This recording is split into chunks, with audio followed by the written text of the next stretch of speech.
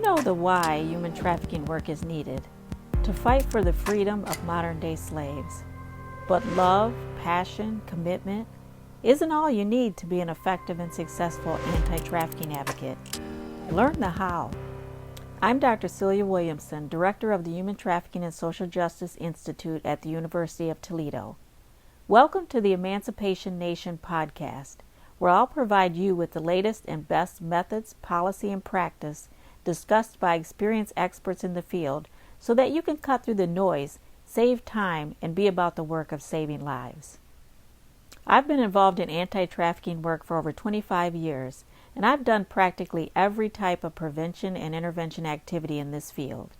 I've done street outreach, case management, group work, interpersonal one-on-one work with survivors, built a successful anti-trafficking coalition, helped to pass both federal and state laws, wrote and won federal, state, and foundation level grants, did research, wrote articles, started an international human trafficking conference, and started a human trafficking institute at a university. In looking back over my career and in thinking about the development of this podcast, it takes me back to my thoughts about what I would have wanted as an anti-trafficking practitioner, what my friends in politics would want, what researchers and advocates and activists would want to help us all do our jobs a little better and a lot more competently. Even as a student or a beginning professional deciding to become an anti-trafficking advocate, I would have really appreciated having a place that I could go to find the latest and best information on what I should do. Even as a student or a beginning professional deciding to become an anti-trafficking advocate, I would have really appreciated having a place that I could go to find the latest and the best information on what I should do each week. So I decided to develop that podcast. So the purpose of this podcast is to bring you the latest and best information possible from those with expertise from across the U.S. and around the world that have done the work, have done the research, have passed the laws, have organized communities, ran successful groups with survivors, built coalitions, commissions, programs, and more. They have moved victims to survivors and survivors to thrivers. They've been engaged in successful prevention and intervention efforts with victims, with traffickers, with customers, with politicians, businesses, and more. They are the experts because they've done it. I'll talk to professionals in various fields, survivor leaders and researchers, and ask them to explain in plain English what they do and how they do it. I'll ask them the detailed questions to get the answers that we all want to know, but might be too embarrassed or polite to ask if we met them. I'll have them explain what they do and share information about various aspects of human trafficking that helps us understand how to do the work effectively and efficiently in ways that are helpful for you, like how they broke into the field of anti-trafficking work, how they do meaningful and best practice work today, what their barriers were and are in what they do, and how they eliminate or manage the problems and the barriers they have. Avoiding the need to be hit by that train because someone else already has and will tell you how to avoid it is useful, right? I'll bring that critical information directly to you each week to help you avoid the need to dig through tons of articles, go to countless presentations, and try and figure it out on your own. I'm going to tell you a secret. I'm a PhD, and no one else loves writing, reading, and research more than us. I'm a professor. I love to profess. But secretly, I don't want to wade through tons of articles and do a lot of reading just to find the few little jewels that I can put in my arsenal that will equip me to be more effective. I think if you're willing to spend your time doing the work, someone ought to be telling you the easiest and clearest way possible how to do the work, bring you the best information, equip you with the latest practice and policy and research, and say it to you in a way that you can clearly and quickly understand because you don't have time to interpret. So that's what this podcast is about. Now let me tell you what this podcast is not about. It's not about explaining what human trafficking is. I think you can find that information very quickly by going to the Polaris Project website, Shared Hope International, Global Slavery Index, International Labor Organization, and others. They have good, clear information that you can download that would teach you all about the various forms of human trafficking, how it operates, and can answer the what, where, when, and who of human trafficking. They'll even give you information about what to look for, the indicators or red flags, and where and how to report. Also, it's not so much about why it's so important to be involved in this fight against human trafficking. You can read about the tragedy of human trafficking online, the vulnerability of victims, the taking of someone's freedom, the fact that victims are often beaten, sold, raped, forced, or manipulated into sex or labor. You can go to YouTube and watch survivors tell their stories about their experiences as trafficking victims, and you can see and hear the violence and the trauma that took place in the lives of people who didn't deserve it. What you won't find much online is what to do about it and how to do it. I mean, real solutions offered in ways that you can actually go out and do it and be good at it. In this podcast, we have a lot to discuss. First, let me ask you a question. Have you ever questioned the anti-trafficking work you're currently doing? I mean, deep down. Have you ever thought, am I doing the best work possible? Am I providing the best for my clients? Putting my best foot forward in this anti-trafficking field, perhaps as a policymaker, as an organization, as a researcher? If you're an ethical person of value, you have to have questioned, is what I'm doing effective? Is what we're doing as an anti-trafficking coalition or commission effective? I think it is. I'm putting my best foot forward, but am I really effective? I'm passionate and I'm committed to the cause. But do I have the skills and the knowledge base to do this work as effectively as I could? See, because I'm passionate and I'm a helpful person, if they allowed me, I'd most certainly run down to the hospital ER to help out. I would try my best to take care of a patient with a wound because I don't want that patient to suffer any more pain that they've already suffered. But my passion and my commitment can only take me so far. All I know in that field is to maybe grab some antiseptic and try to clean the wound and maybe put a Band-Aid on it or wrap it in gauze. However, in my willingness to help, I might actually end up causing an infection. I have the passion and the commitment. I simply lack the skills and the knowledge base. But I can learn to do that, and I can become the best in understanding the tragedy, how these types of wounds come about, how infection can set in, the types of infections, and how to slowly root out the infection so that healthy tissue can grow. Because in the case of human trafficking, we of course want the best for our clients and the best information for our coalition and the best information to pass that state law or start that program. But we all know the secret, and that's that we don't have time to search for the best approaches while we're in the middle of doing the work. Perhaps we're students that have made a commitment to fight human trafficking, but we're basically sitting alone trying to figure out what we should major in or who we should connect with to understand how we can put ourselves in the pipeline to become one of the best advocates that the world has ever seen. But you try, and without direction, you finally give up and choose to spend your time doing something in another area. We can't afford to lose you. We need you in the fight. Perhaps you're a researcher and you're trying to figure out your research question for your dissertation. I know you want to graduate and you're looking over the literature trying to decide, and you have a committee, but nobody is really an expert in human trafficking. And you're trying to come up with your question.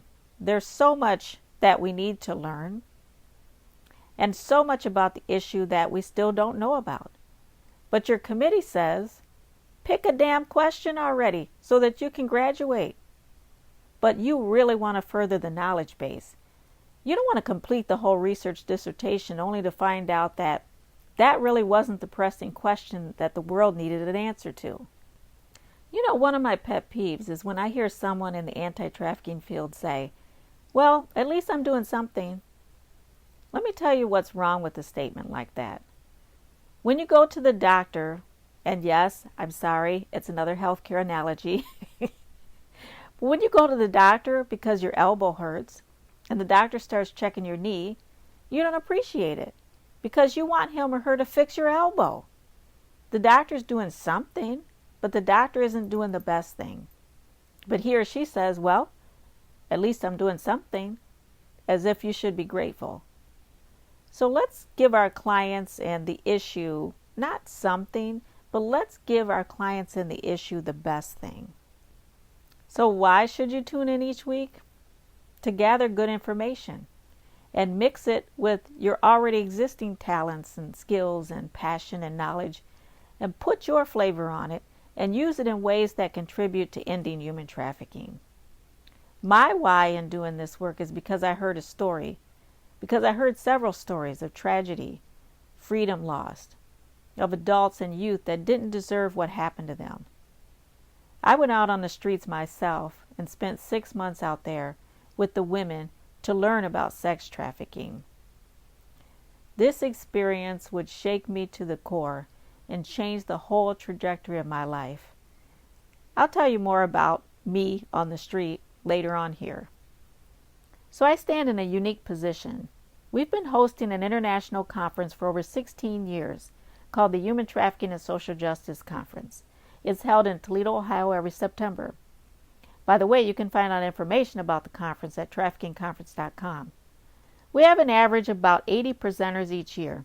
So do the math. We probably hosted over 1,000 presentations focused on some aspect of human trafficking. We've had representatives from 42 states and 30 countries so far present at the conference. You should totally come to it if you get a chance. These are now my friends and colleagues, and they have a lot of information on almost every aspect of human trafficking, and they would like nothing more than to share it. I'll invite them on each week to share what they know, and again, I'll ask them for all the details about the pitfalls, how they were able to be successful. I'll ask them about their personal lives and how they manage to balance their work and their lives and what they do to reduce stress and how they engage in self-care so that they can continue to show up in the anti-trafficking field and do their best. Some of the information I think we need to know as a field of advocates, particularly if you're a direct service worker or you're a member of an anti-trafficking coalition or you're a student preparing to enter the field of anti-trafficking work. And that is, when we engage with victims, do we really know what questions we should be asking in order to help them? Do we really know what we should be assessing and looking for? What types of trauma treatments work? How do I find my client the best trauma treatment specialist? What should I be asking when I call or have my client call? What is trauma-informed care anyway? And what's the difference between trauma treatment and trauma-informed care? Part of working directly with survivors is having the right approach. Is one-on-one interpersonal work always the right approach when working with victims and survivors? Is group work appropriate? If so, when is it appropriate? Or for which types of victims?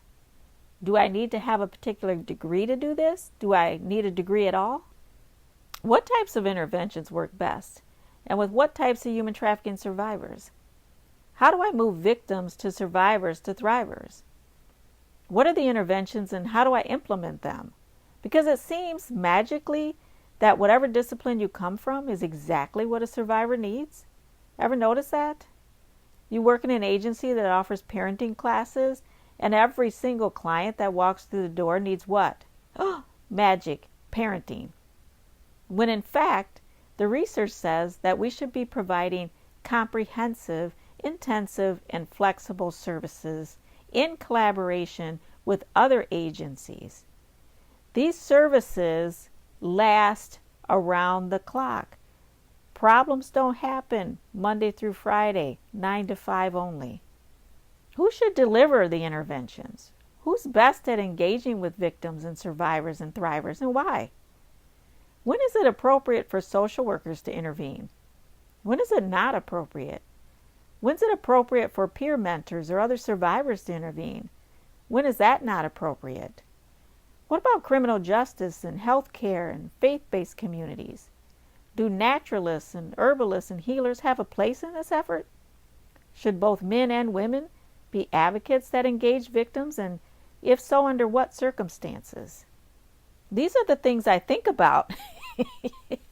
And it may be crazy, but I think that's the way we move this whole issue forward in a quality and effective way. What type of values should a good advocate possess? Certainly a non-judgmental attitude, but how does that show up?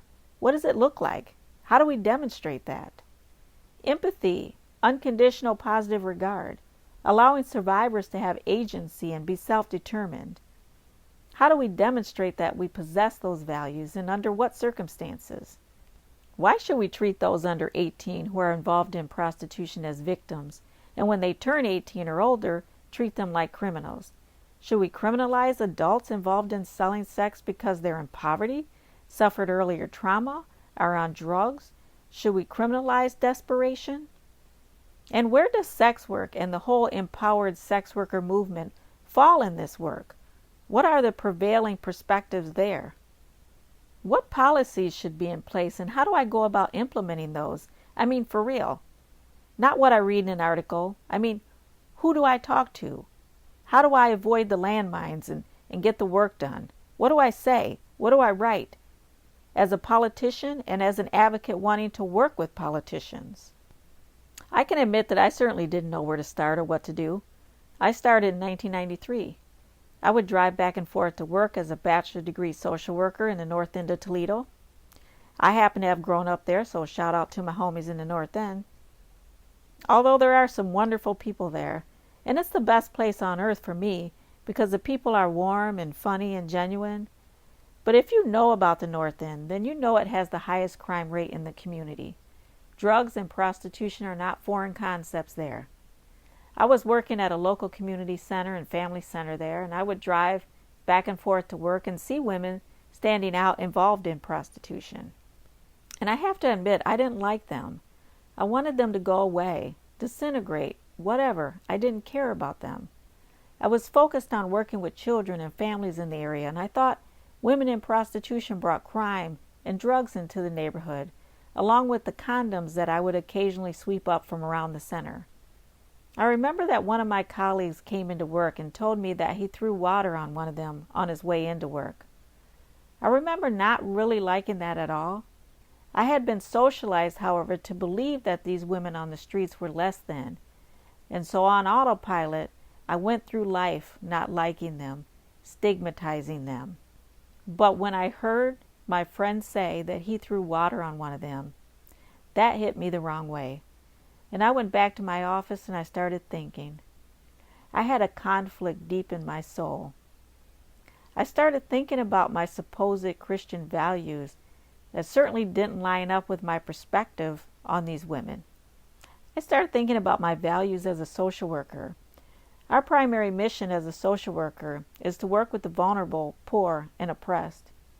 And I was working with the beautiful, the worthy, and the deserving, patting myself on the back thinking I'm doing a great job. I had an epiphany. I wanted to work with those women and help them in any way that I could, but I didn't know how. So, like a good student, I went to the library to read and find out. I remember I found 177 articles on prostitution. Most of them were about prostitution and HIV. Then that made me mad, because that made me believe that these articles were written by scholars in the field that were funded by research grants. Perhaps the funders who funded the projects about prostitution and HIV were not there to help the women, but to keep the spread of HIV and AIDS from hitting the good, middle-class people of the world. I looked for articles about how to help women and youth in prostitution, how to engage them, how to work with them and their children, their families. Nothing useful came up. So I decided I would go to the source and learn so that I could be useful. I would go to the women and build a relationship so that I could help them. So every morning on my way into work, I would try and catch their eye and wave hello. They would glance, see that I was a woman, and quickly look away. In the moment that they glanced at me, I tried to hurry and wave and smile so they would see me. Lord knows what they were thinking. Probably, why is this crazy woman waving and smiling? Is she nuts? I did this for a long time. I did this for weeks. Finally, one day at the center, I was closing up. Everyone else had gone, and there was a knock on the door. I opened it, and there stood one of the women I had been waving at every day. I asked her to come in. She said, "You know what I do to make money?" And I said, "Yes." She said that she hadn't made any money today, and it was her son's birthday, and he was turning 10. She told me that her son loved the color blue. I took her back in our kitchen at the center and got her some cake mix and white frosting to make a birthday cake. I looked and found some food coloring so that she could color the frosting blue. I remembered that we had leftover gifts from an annual community holiday party that we have for the kids. I told her, "Wait a minute," and I ran upstairs and into our attic, and I found some gifts for little boys. I gave her the gifts. She asked me why I was waving at her when I drove by. I told her that I didn't want to judge her or anybody else out there. I wanted to help her and other women involved in prostitution as much as I could and as much as they wanted and felt comfortable with. She said, "Okay," and we left it at that. Next time I drove by and waved, she waved back. I started to stop briefly on my way to work and talk a little bit. Each time I would stay longer and longer. I started getting out of my car and talking. I started meeting other women. Soon everybody seemed comfortable with me hanging out with them. I started staying for hours at a time. I ended up spending 6 months on the street about 3 times a week talking and learning. The education I received on the street was invaluable. I learned where the dope houses were. I learned who sold what and for how much. I learned about the violence and the drugs and how women work to protect themselves from HIV, robbery, and customer-related violence. I saw the pain and the trauma of women's lives. I learned who the traffickers were and which ones were most respected. I learned the game. I learned what happened when someone broke the rules, called being out of pocket. I learned the culture of this underground business and who the players were. After a while, pimps started to notice me and would ask who I was. I started to talk to them. They knew me as a university student just looking to learn in order to write a paper for a class. I had 2 pimps that would allow me to interview them and one that actually took me to a house he owned and used for prostitution. At the end of the 6 months, I got together with the women and told them that I would be opening a program to help women like them. I asked them to tell me what they would like to have in a program, and they designed all the elements of the program. They even named it Second Chance. Second Chance became the first program in Ohio to offer direct services to women involved in prostitution and trafficked women and youth. It opened in 1993. I wouldn't learn until much later that my childhood friend from the North End got involved, was trafficked, and murdered a few blocks from where we used to live. Second Chance was a thriving program. I went into the jails to talk to women. I conducted street outreach. I ran weekly groups that then morphed into individualized case management. That program is still open today in Toledo, Ohio. It's now called RISE. And it has changed to meet the current demands, but it still fosters the philosophy and intensive work embodied by those initial founders over 25 years ago. I started Second Chance because I was passionate and I was committed to doing something that made a difference in the lives of these women.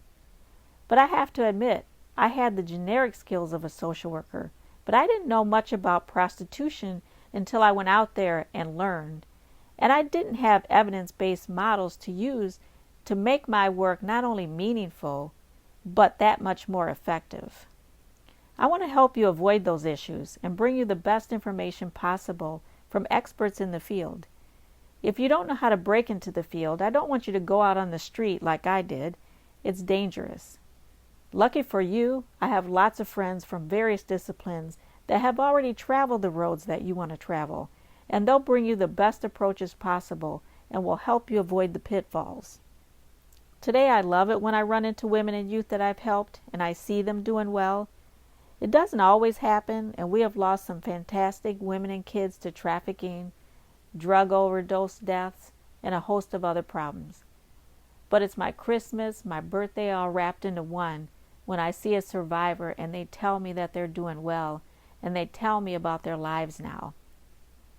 And so the work we do is so important. Let's not just do something, let's do the best thing. If you like this episode of Emancipation Nation, please subscribe and I'll send you the weekly podcast. Until then, the fight continues.